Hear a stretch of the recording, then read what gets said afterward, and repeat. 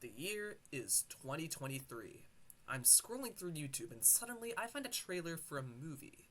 But this was no ordinary movie.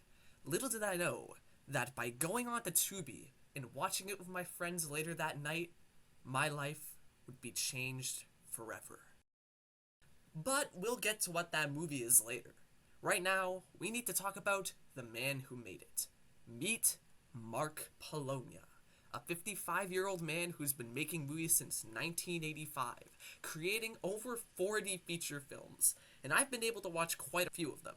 And I'm here today to relay my findings, because move over, Christopher Nolan, there's a new director in town. Let's start off with Jurassic Prey, because I think it shows us what we can expect from these movies. Budget? Probably hundreds of millions. CGI? Leagues better than whatever Marvel's been doing. Acting? Nice. Which way is the toilet? Top notch. So, this movie is about a bunch of people who go to a log cabin, and then this guy shows up.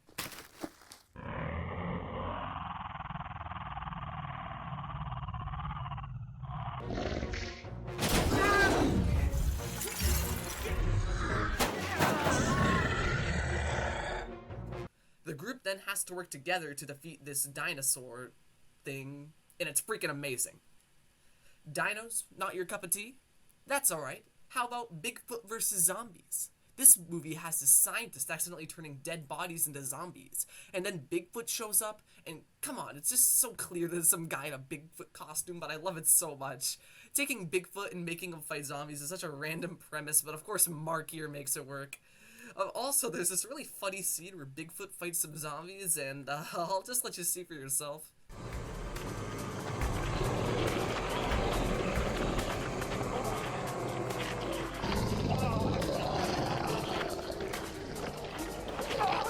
Now, the title of this video says that Mark Polonia is the Shark-iest director ever, and I wasn't lying with that claim. It's time to get into Mark's shark movies.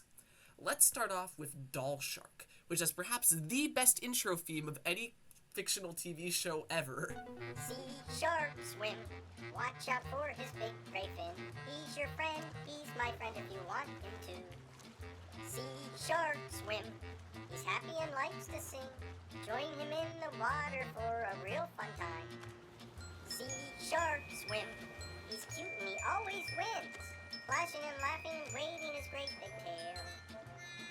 See shark swim, swim, swim, swim. Heading your way right about now. He's your friend, he's my friend if you want him to. What does that mean?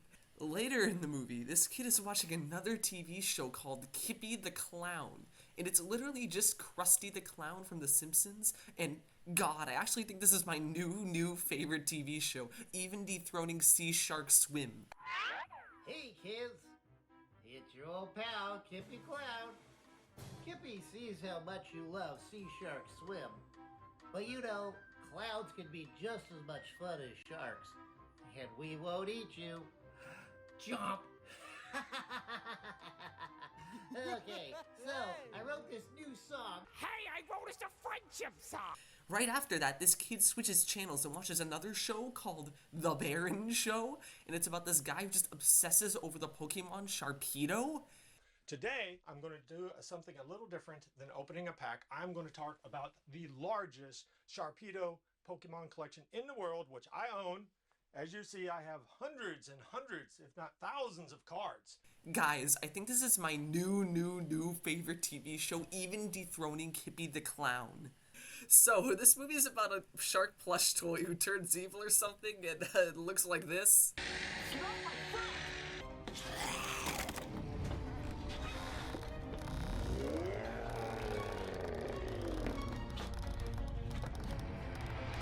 Next up is Sharkula. And you know that this one's gonna be good, because this one has its own original opening credits song.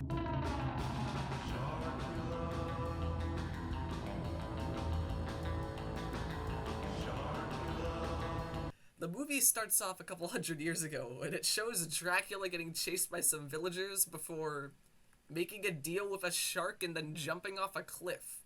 Then the movie cuts to hundreds of years later, and these two friends show up to a town to work for the summer or something, and they find out that their boss is, well, Dracula. Later they realize Dracula made a deal with the shark in order to survive and that they need to kill the shark, but then Dracula turns on them. We did our part. You go your way and we'll go ours. Nina, do you not want to spend eternity with me? Never! You don't have a choice. You gave us your word. I lied! Average Mark Polonia W. Next film's a really good one. It's Shark Encounters of the Third Kind. Yeah, even Spielberg can't beat Polonia. This is a very CGI heavy film, as you could probably tell from this clip.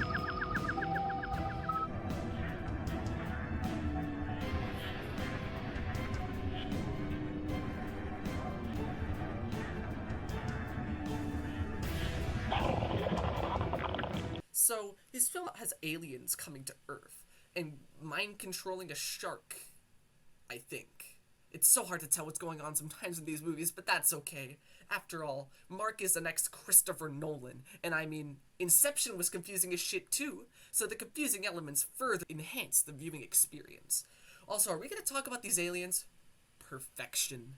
Okay, but now it's time for Noah's Shark, a story about a shark that lives by the wreckage of Noah's Ark.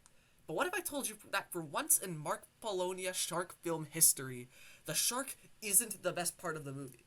That award goes to the wood exorcism scene. Wood exorcism scene? I hear you all saying, such a thing cannot exist. Well, prepare to have your minds blown.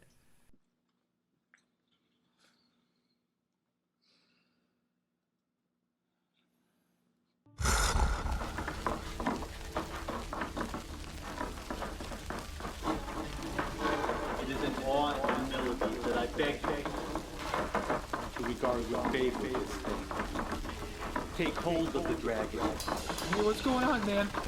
Hey, man, is this even safe? I didn't know this was real. Is this real? This scene alone skyrockets the film to S tier on the Mark Polonia tier list. But that's not Mark Polonia's magnum opus. Oh no. Remember when I said there was a Mark Polonia movie that I found on Tubi back over the summer? Well, that movie happens to be his best film as I'm making this video. His masterwork. The film that transcends all others. And that movie is...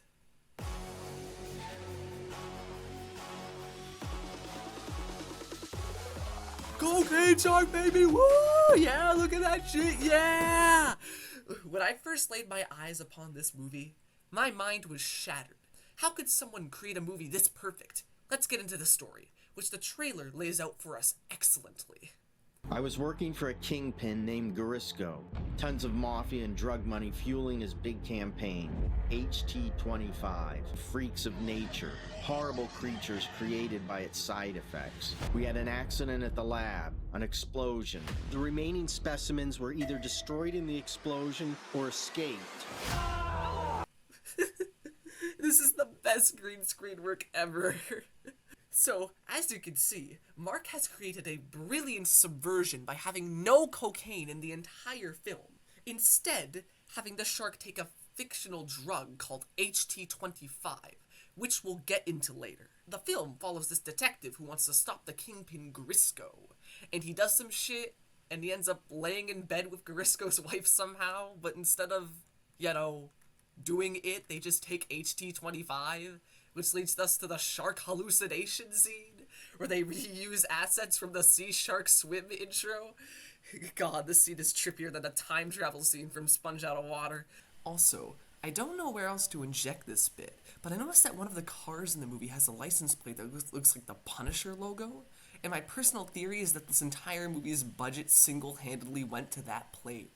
After all that, they get into some super scary encounters with the cocaine shark itself. Apparently, the cocaine shark is animated with stop motion. I heard that from an IMDb comment or something, so someone please fact check me on that. I love how in this shot you can see the camera person and the reflection of the guy's sunglasses. I also love how they use the same human model for two scenes where the cocaine shark is eating two completely different people. Finally, the cocaine shark dies. It eats a guy, and then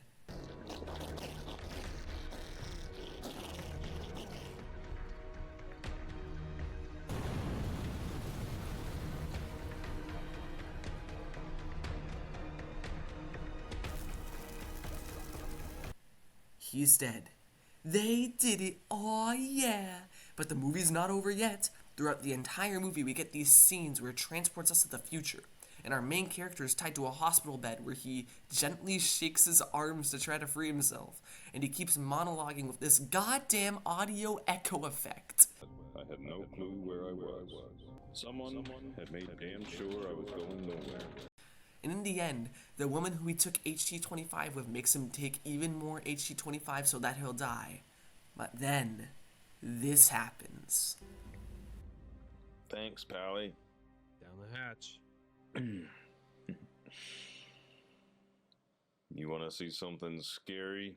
Sure, why not?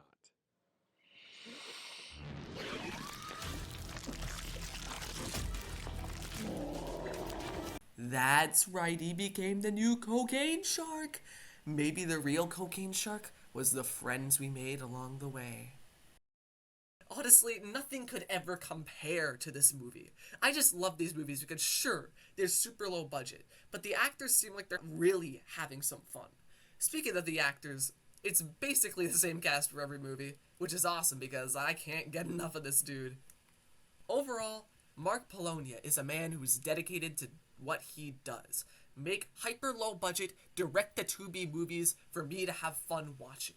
There's still some shark movies of his that I have yet to watch, like Shark-iest, Jurassic Shark 2, Aquapocalypse, and Jurassic Shark 3, Seavenge. No, Jurassic Shark 1 wasn't made by him, only 2 and 3. Oh, okay then. I'm unsure of why he decided to make a ton of movies specifically about sharks, but if that's what makes him happy, he should go for it. I'm very excited to see what he makes next. Well, thanks for watching, everyone. This was my first video essay, so I hope you guys enjoyed it. This is something I wanted to do for a while now, but I could just never complete for a few reasons. Expect my next video essay to come out. Haha, fooled you. I have no idea when it's going to come out. But I do have a few ideas of what it'll be about. With all that said, have a shark-tastic day.